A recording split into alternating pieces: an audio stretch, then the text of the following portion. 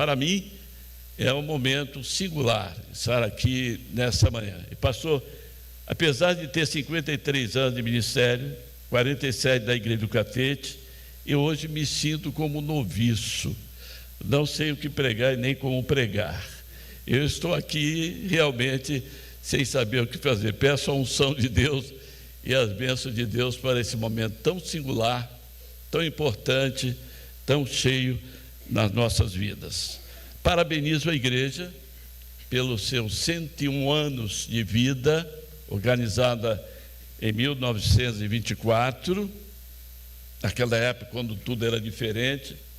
Eu estava lendo alguns comentários da chegada do primeiro carro no Brasil, e foi para aquela época, e foi na cidade de São Paulo, na via principal, o desfile, todo mundo para ver o primeiro carro.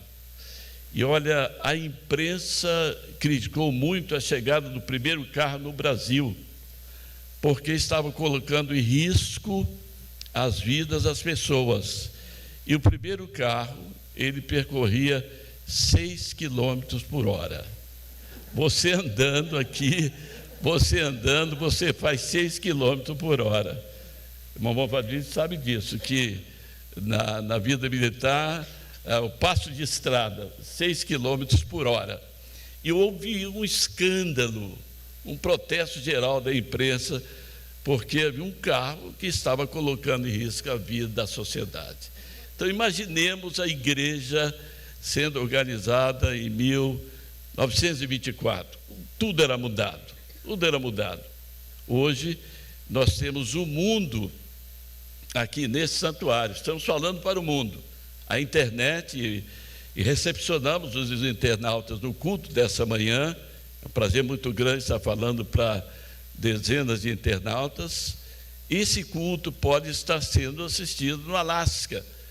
Outro dia, alguns anos passados, recebi uma comunicação de um irmão que está dizendo: pastor Heraldo, estou aqui no Alasca, estou assistindo o culto da igreja. Então, um fenômeno, uma coisa maravilhosa. Hoje nós temos o mundo aqui no santuário da igreja, nos comunicando para o mundo inteiro. Que bênção!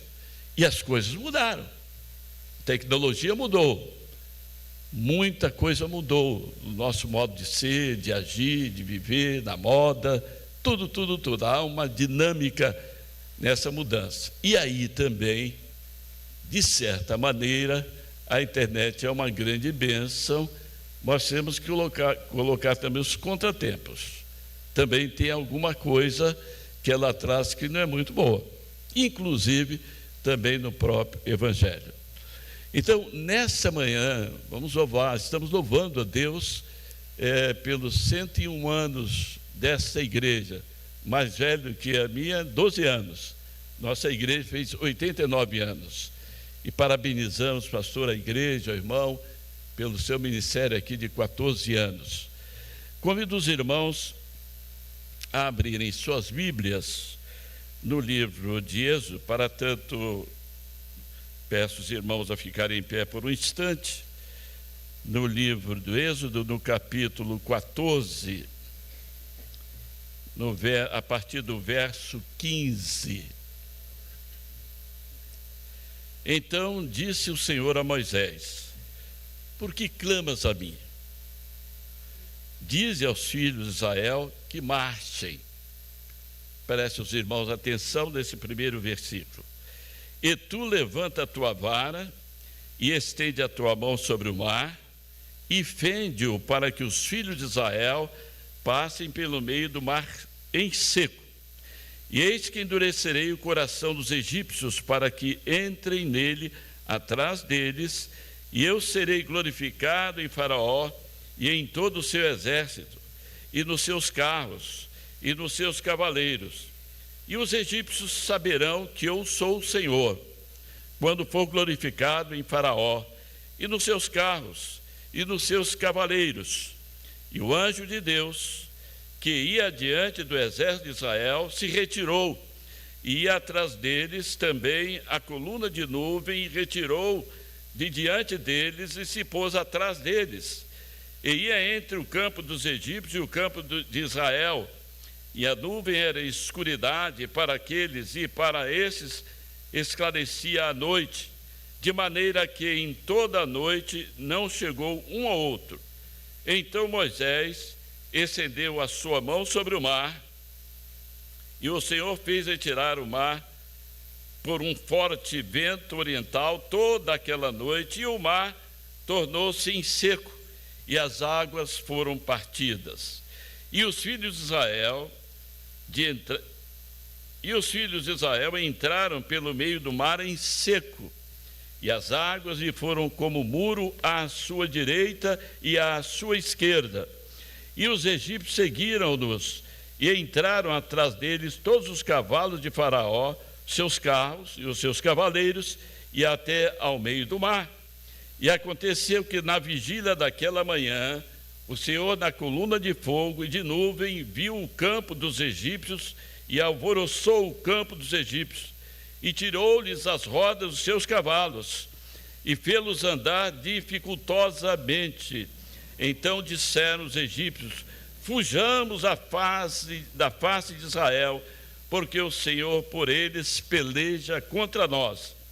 E disse o Senhor a Moisés: estende a tua mão sobre o mar, para que as águas tornem sobre os egípcios, sobre os seus carros e sobre os seus cavaleiros.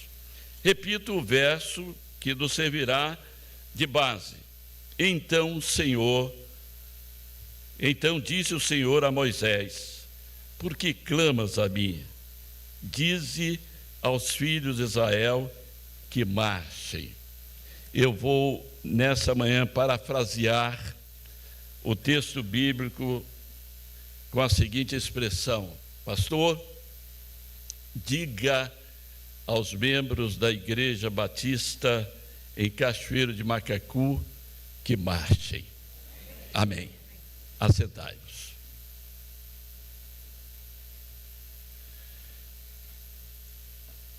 Prezados irmãos e irmãs, prezados internautas que nos recebem em suas casas, hoje estamos aqui para agradecermos a Deus pelos 101 anos de vida dessa igreja. Uma retrospectiva nos alegra, nos deixa inspirado, porque irmãos tiveram a visão de plantar essa igreja nesse local, e agradecemos a Deus por eles. Mas chegamos aqui, os irmãos chegaram aos 101 anos. É como que se estivessem chegando no Mar Vermelho, e agora encontravam desafios pela frente.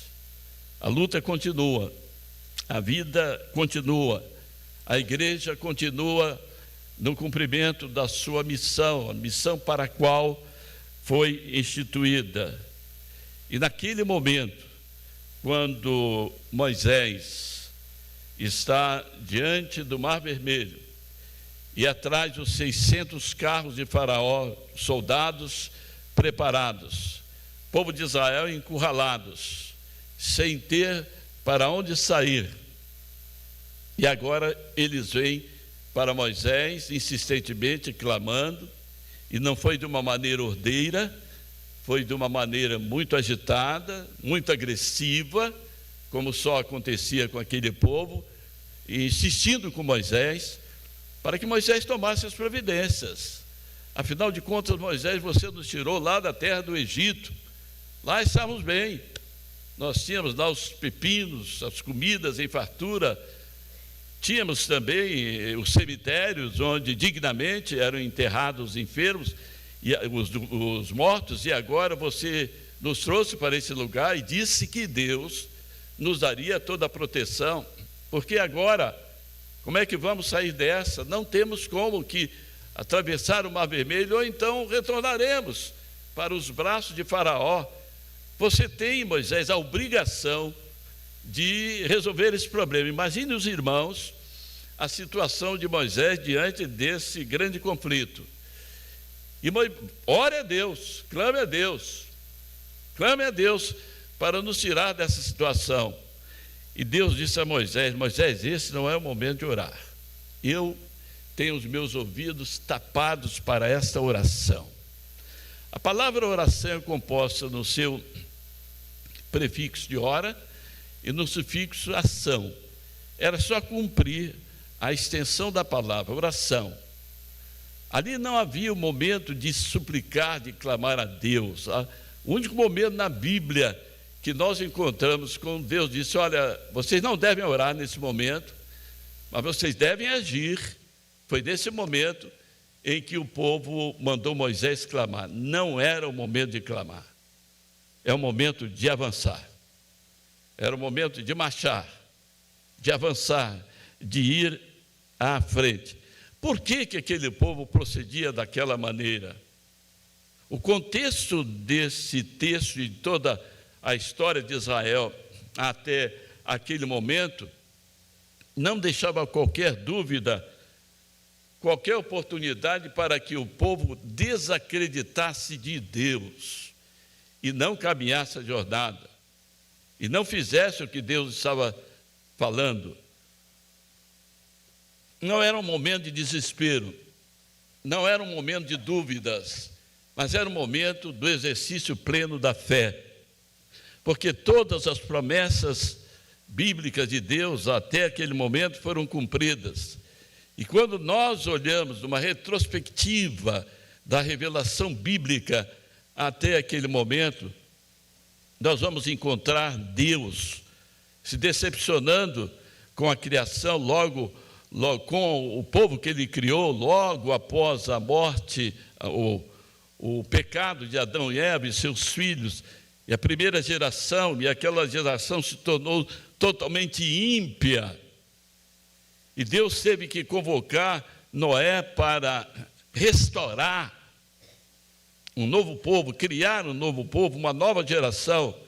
Deus o fez.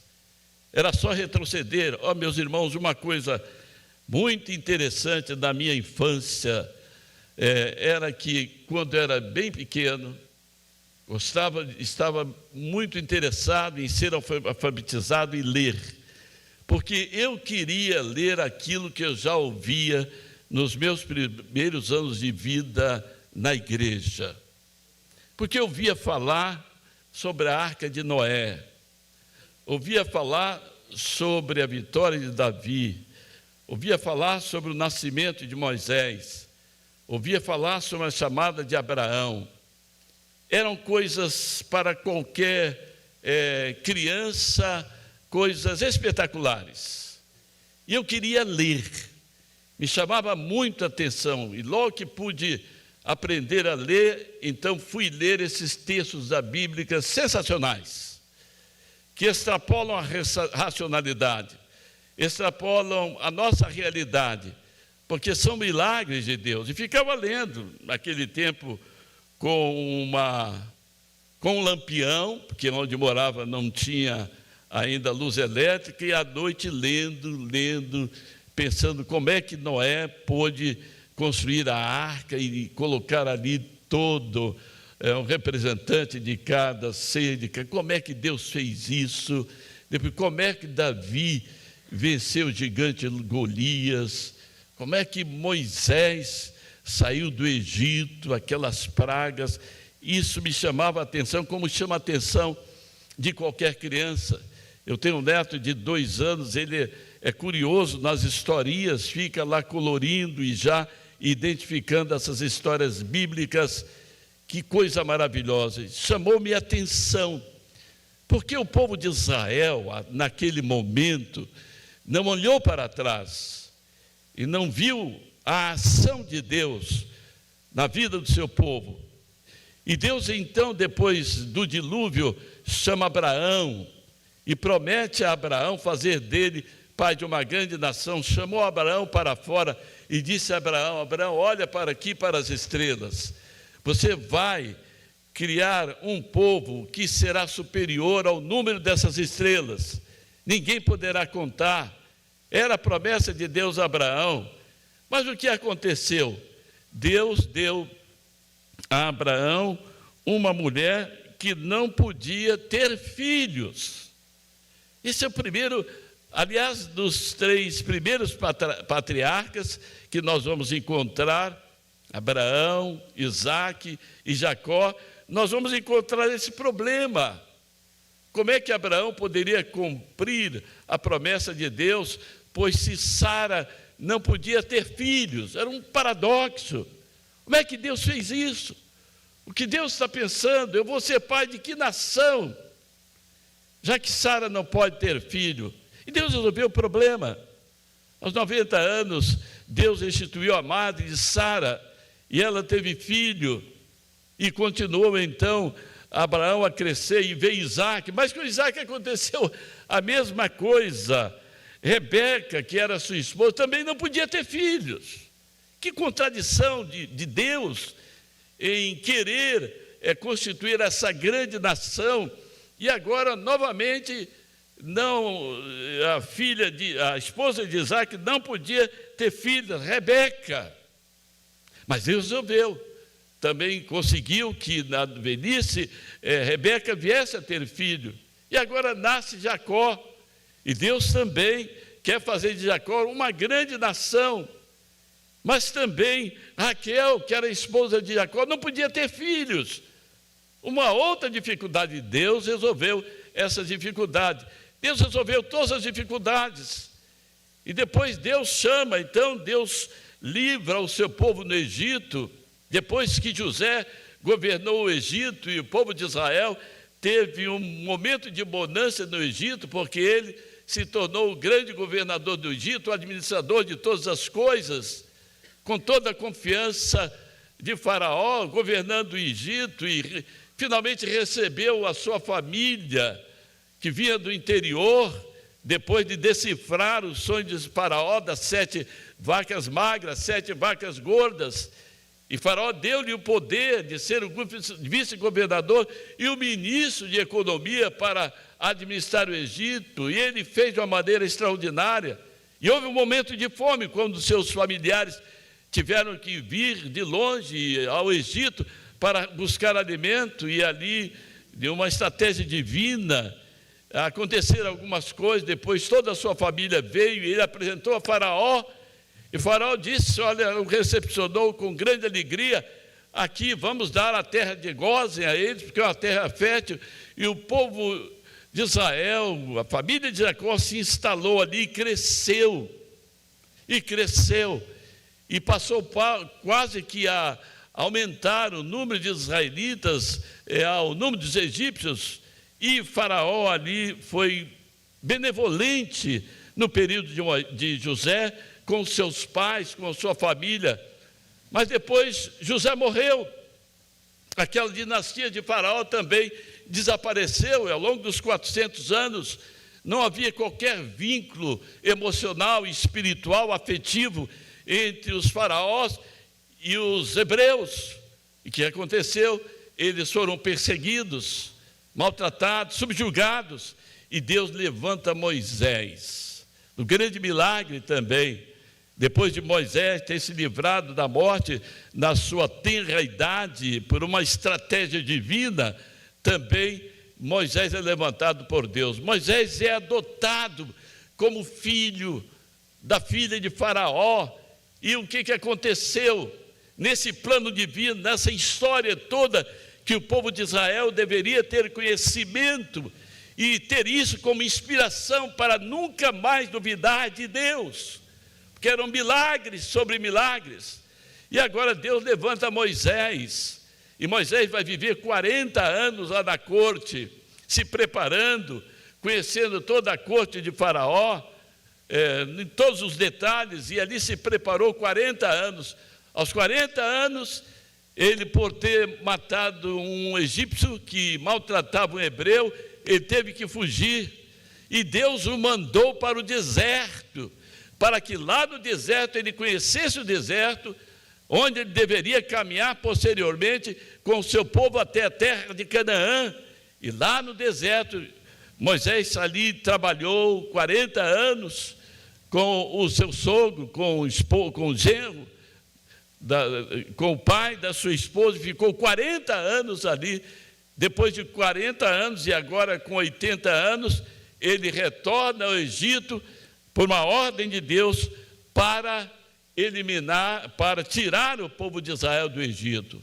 E Deus chama Moisés, e diz a Moisés: Moisés, você vai ao Egito, você vai libertar o meu povo das mãos de Faraó. Moisés disse: eu, Senhor, eu não tenho a mínima condição, eu não sei falar, eu não sei me pronunciar, eu sou gago, eu não consigo transmitir qualquer mensagem, eu não tenho condições, o povo não vai me ouvir. Deus disse: não, teu irmão vai com você, Arão, ele será o seu porta-voz. Pois tudo bem, Senhor, o que eu vou dizer a Faraó? Faraó, vim aqui e eu quero que você liberte o povo, meu povo, os israelitas. Eu quero que você liberte. O que eu vou dizer? Qual meu motivo? Qual o meu motivo? Qual o meu argumento para convencer Faraó? E Deus diz a Moisés: Moisés, você vai a Faraó, e quando ele perguntar quem te enviou, você diz: eu sou o que sou, Deus. Quem me enviou foi: eu sou o que sou, Deus. E Moisés disse isso para Faraó. Faraó não piscou nem o olho. Que é isso? Que currículo é esse? O que me motiva, o que me faz tremer para libertar o povo de Israel? Eu sou o que quer dizer isso? Faraó não deu a menor atenção. Mas aí Deus disse a Moisés: persista. E foi preciso que o Senhor agisse, provando quem ele era, mandando as pragas sobre o Egito. E os irmãos, no dever de casa dessa manhã, leiam as pragas do Egito. Terríveis, 10 pragas. Nenhum ser humano poderia suportar a dor, as consequências das pragas do Egito. E foram 10 pragas que Deus mandou para demover Faraó da sua maneira de não libertar o povo.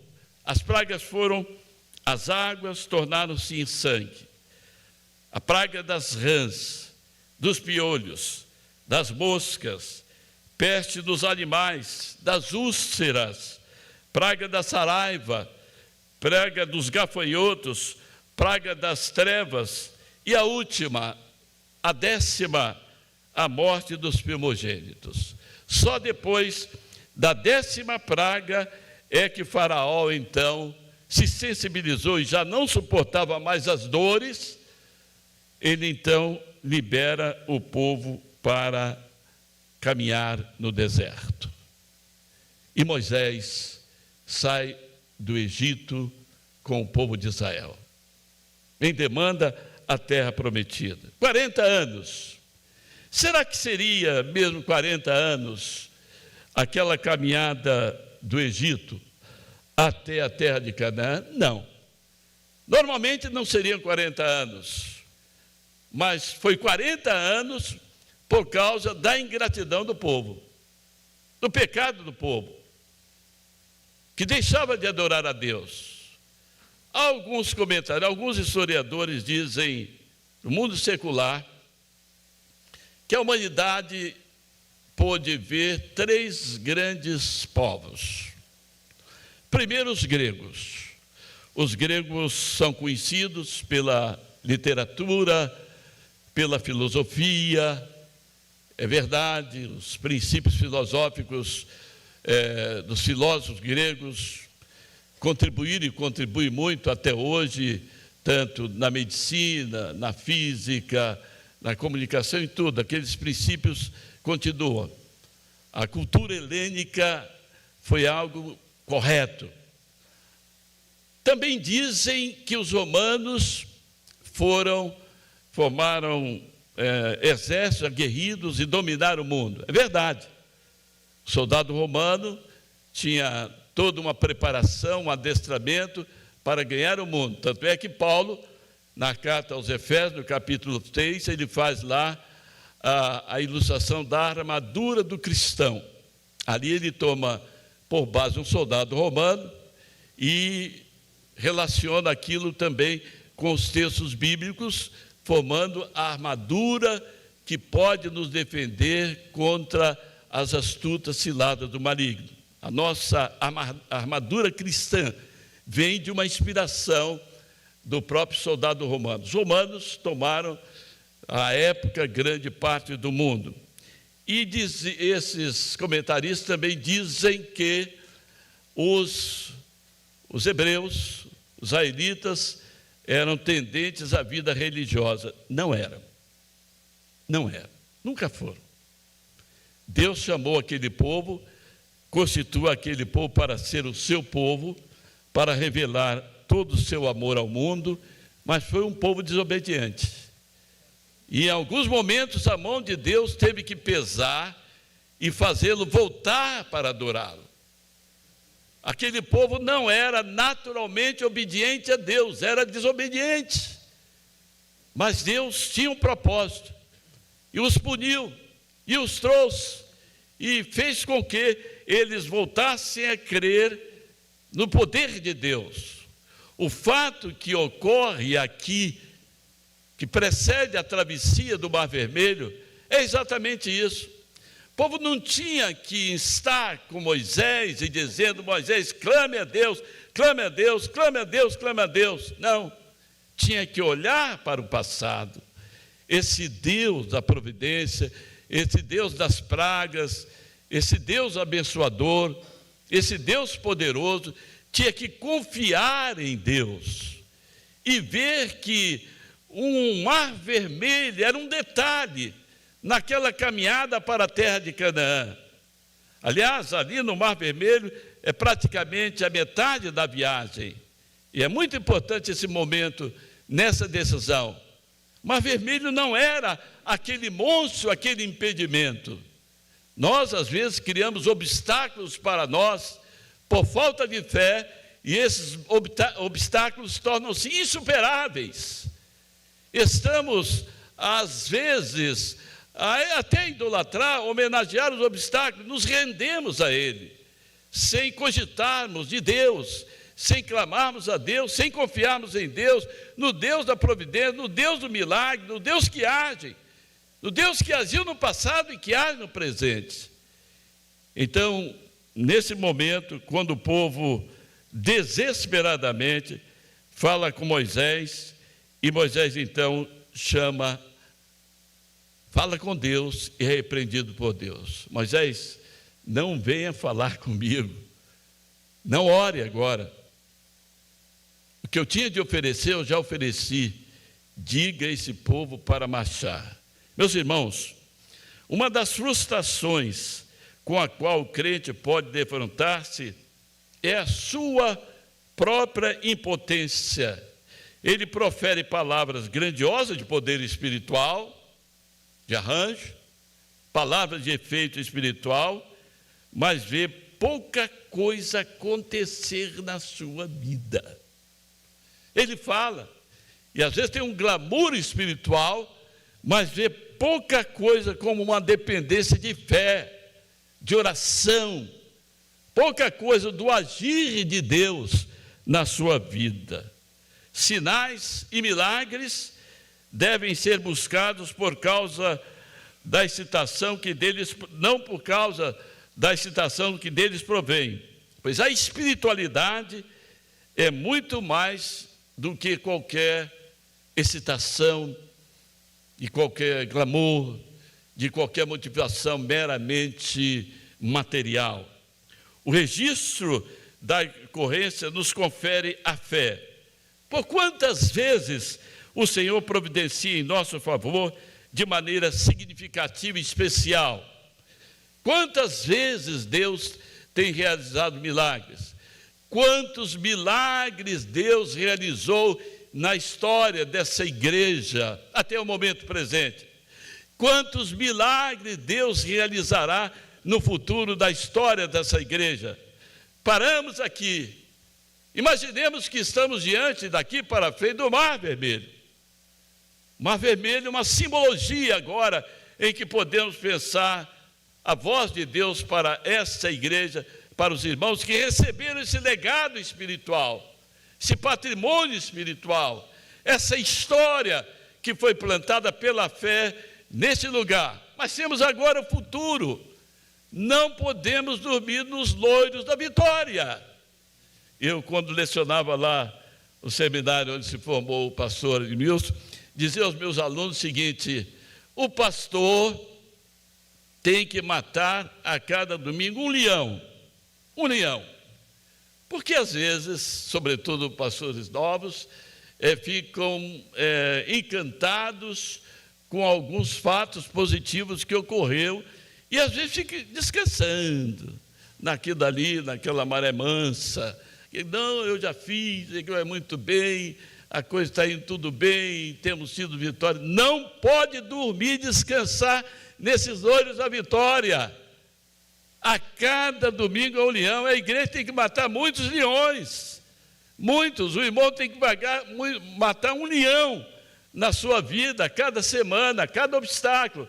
Você tem que vencer essa fera que vem do maligno, porque precisamos continuar a obra com a nossa mente depositada no Senhor Deus. Israel podia olhar para trás e ver quantas pragas miraculosas tinham os livrado do Egito. 10 pragas. Deus teve que agir. Deus mandou as 10 pragas. Podia olhar e se inspirar nas mãos de Deus, agindo e interagindo contra Faraó. E os abençoou, e os tirou do Egito. E ali no deserto tinha o maná, tinha água, mas não agradecia, até se insurgia contra Deus, dizendo a Moisés sobre se via o maná, quer dizer, desprezando um alimento que o povo tinha com milagre para o seu sustento no deserto. Seria demais, meus irmãos, agora esperar na vida daquele povo o milagre de Deus? Que faltava? Cada milagre que acontece, somos como que apanhados de surpresa. É verdade, dizemos amém, amém, maravilhoso, dizemos tudo isso quando contemplamos o agir de Deus na nossa vida, mas temos que ter o fervor contínuo, ininterrupto, da ação espiritual, da nossa fé em Deus. O deserto, o Mar Vermelho, tornou-se um fantasma para o povo de Israel. O grande milagre estava prestes a ocorrer. Chegara o momento no deserto. Ele marcaria a ação de Deus em toda a caminhada em direção à terra de Canaã. Os eventos do Mar de Juncos foram uma intervenção histórica do poder de Deus. E isso garantiria a posse final da terra prometida e garantiria também o cumprimento do pacto feito por Deus lá atrás a Abraão. No tempo certo, surgiria daquela decisão de Moisés no deserto, surgiria dentre a tribo de Judá o Messias, aquele que seria o ápice da revelação divina, o complemento das promessas de Deus. Meus irmãos e meus prezados internautas, a natureza, a história e o poder de Deus aliaram-se às margens do Mar de Juncos, do Mar Vermelho. Deus opera através da história, é verdade. Deus age por meio da sua natureza, é verdade. Mas também Deus opera acima de ambas as coisas, acima da história, acima da natureza, oferecendo-nos surpresas vindas de suas mãos, milagres, poder de Deus. O evento do Mar Vermelho, aqui lido nessa manhã, tornou-se a base da história da nação judaica.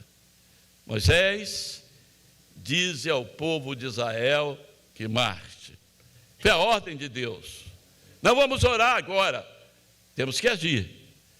Há momentos que nós ficamos de braços cruzados, orando, quando não é o momento da oração, é o momento da ação. É o cumprimento desse ato, é a ação. E esse evento foi para o Antigo Testamento o que Jesus foi para o Novo Testamento.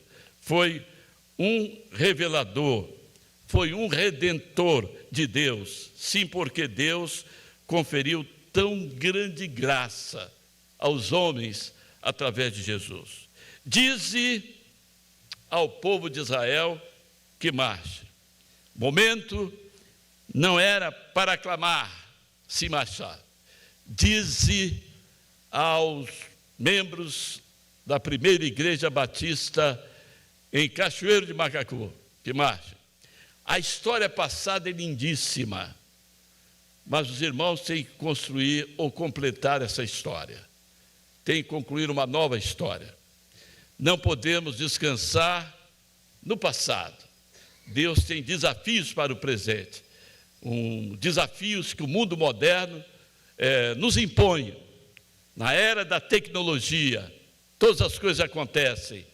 Nós temos que primar para o cumprimento dessa missão, mas dentro da realidade, do entendimento, da inerrância da palavra de Deus e do cumprimento da missão que Deus legou a essa igreja. Deus legou a sua igreja, permanecer fiel até o fim na pregação do Evangelho, sem deturpação, mas com muita autenticidade, pregando, porque o nosso lema é pregar Cristo como Salvador, como Cristo crucificado, o Cristo Redentor. Outras coisas não devem deter a nossa atenção, porque se a igreja de Cristo não fizer isso, quem fará? Ninguém mais.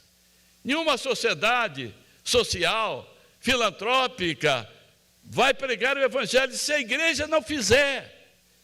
E quando eu digo a igreja, me refiro à comunidade, mas me refiro também a cada um de per si, a cada pessoa. A nossa responsabilidade.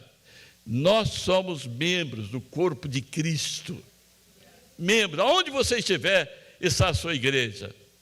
Por isso, aonde você estiver, você estará falando do amor de Cristo, pregando o Evangelho da salvação.